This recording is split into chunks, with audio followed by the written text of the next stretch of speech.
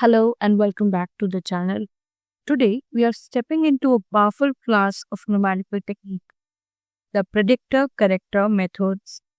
These are iterative methods that cleverly combine the ease of prediction with the precision of correction. Think of them like making an intelligent guess and then adjusting it with more insight.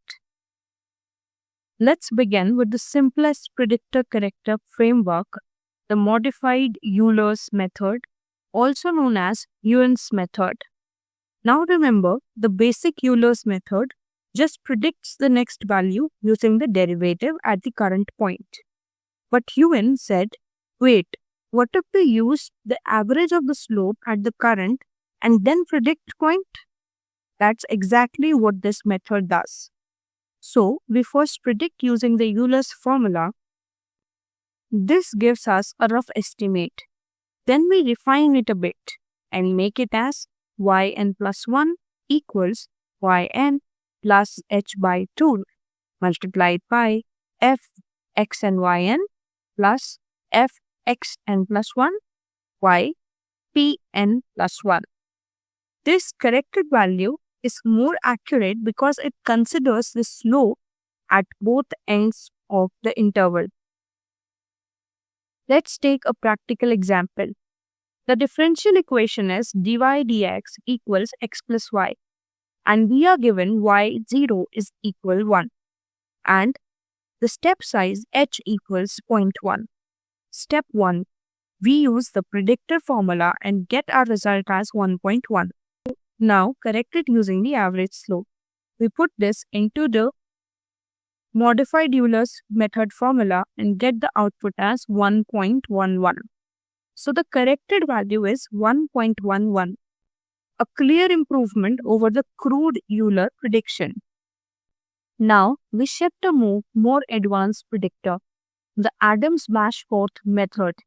This method is a multi-step technique, meaning it uses multiple past values to predict the future. It assumes you already have the solution at previous time steps, perhaps calculated using RK4 or another accurate method. Here's the two-step formula. Notice, it's a weighted combination of two previous slopes that makes it more robust.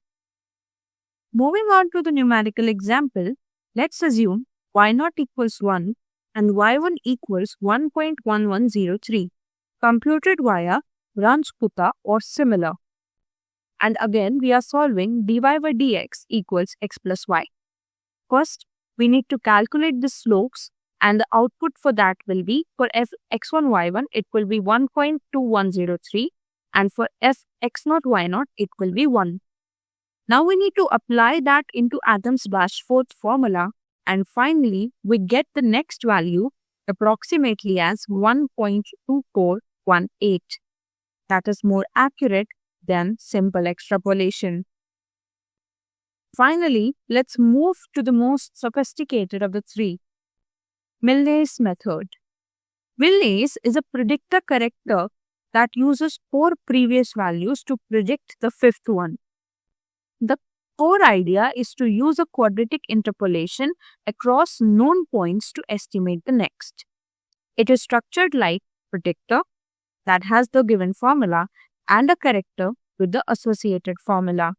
Now, this might look intimidating at first, but remember, if you already have y0, y1, y2 and y3, this is just plugging values into a very stable formula. In practice, you would apply Milne's. First, use RK4 to generate y0 through y3. Apply the predictor formula to get yp4. Use the corrector to refine it. Repeat this for subsequent steps. Milne's is known for its accuracy, but be cautious.